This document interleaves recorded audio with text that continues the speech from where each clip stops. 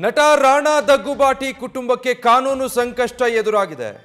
ನ್ಯಾಯಾಲಯದಿಂದ ಸ್ಟೇ ಇದ್ರೂ ಹೋಟೆಲ್ನ ಧ್ವಂಸಗೊಳಿಸಲಾಗಿದೆ. ಹೈದರಾಬಾದ್ನ ಫಿಲ್ಮ್ ಸಿಟಿಯಲ್ಲಿದ್ದಂಥ ಹೋಟೆಲ್ ಅನ್ನು ನೆಲಸಮಗೊಳಿಸಲಾಗಿದೆ. ಹೋಟೆಲ್ ಧ್ವಂಸ ಕೇಸ್ನಲ್ಲಿ ರಾಣಾ ಕುಟುಂಬಕ್ಕೆ ಈಗ ಕಾನೂನಿನ ಸಂಕಷ್ಟ ಎದುರಾಗ್ತಾ ಇದೆ. ಕೋರ್ಟ್ನ ಆದೇಶದಂತೆ ರಾಣಾ ದಗ್ಗುಬಾಟಿ ಕುಟುಂಬದ ವಿರುದ್ಧ ಎಫ್ಐಆರ್ ದಾಖಲಾಗಿದೆ. ವೆಂಕಟೇಶ್ ಸುರೇಶ್ ಬಾಬು ರಾಣಾ ವಿರುದ್ಧ ಎಫ್ಐಆರ್ ದಾಖಲಾಗಿರುವುದು. ನಾಂಪಲ್ಲಿ ಪೊಲೀಸರು ಎಫ್ಐಆರ್ ದಾಖಲಿಸಿ ತನಿಖೆ ನಡೆಸೋದಕ್ಕೆ ಮುಂದಾಗಿದ್ದಾರೆ.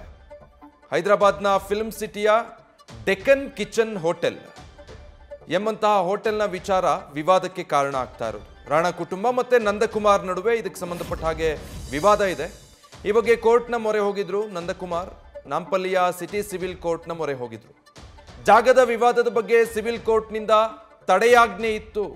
ಆದರೆ ಕೋರ್ಟ್ನ ತಡೆಯಾಜ್ಞೆ ಇದ್ರೂ ಕೂಡ ಹೋಟೆಲನ್ನು ರಾಣಾ ದಗ್ಗುಬಾಟಿ ಕುಟುಂಬ ಅಲ್ಲಿಂದ ತೆರವುಗೊಳಿಸಿದೆ.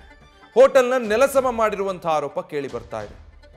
ನ್ಯಾಯಾಲಯದ ತಡೆಯಾಜ್ಞೆ ಇದ್ರೂ ತೆರವು ಮಾಡಿದ್ದಕ್ಕೆ, ನ್ಯಾಯಾಂಗದ ಆದೇಶದ ನಿಂದನೆ ಮಾಡಿದ್ದಕ್ಕೆ ಎಫ್ಐಆರ್ ದಾಖಲಿಸಲಾಗಿದೆ. ಕೋರ್ಟ್ನ ಆದೇಶದಂತೆ ರಾಣಾ ಕುಟುಂಬದ ವಿರುದ್ಧ ಈಗ ನಾಂಪಲ್ಲಿ ಪೊಲೀಸರು ಎಫ್ಐಆರ್ ದಾಖಲಿಸಿಕೊಂಡು ತನಿಖೆಗೆ ಮುಂದಾಗಿದ್ದಾರೆ. ಅವರ ಕುಟುಂಬದ ಸದಸ್ಯರು ವೆಂಕಟೇಶ್ ಸುರೇಶ್ ಬಾಬು ಹಾಗೆ ನಟ ರಾಣಾ ದಗ್ಗುಬಾಟಿ ಮತ್ತೆ ಅಭಿರಾಮ್ ಎಂಬ ವ್ಯಕ್ತಿಗಳ ವಿರುದ್ಧ ಪೊಲೀಸರು ಎಫ್ಐಆರ್ ದಾಖಲಿಸಿದ್ದಾರೆ. ಸೆಕ್ಷನ್ 448, 452, 458 ಮತ್ತೆ 120B ಅಡಿಯಲ್ಲಿ ಪ್ರಕರಣವನ್ನು ದಾಖಲಿಸಿಕೊಂಡಿದ್ದಾರೆ. ನ್ಯೂಸ್ ಫಸ್ಟ್ ನಿರ್ಭೀತಿಯಿಂದ ನಿಮ್ಮ ಪರವಾಗಿ.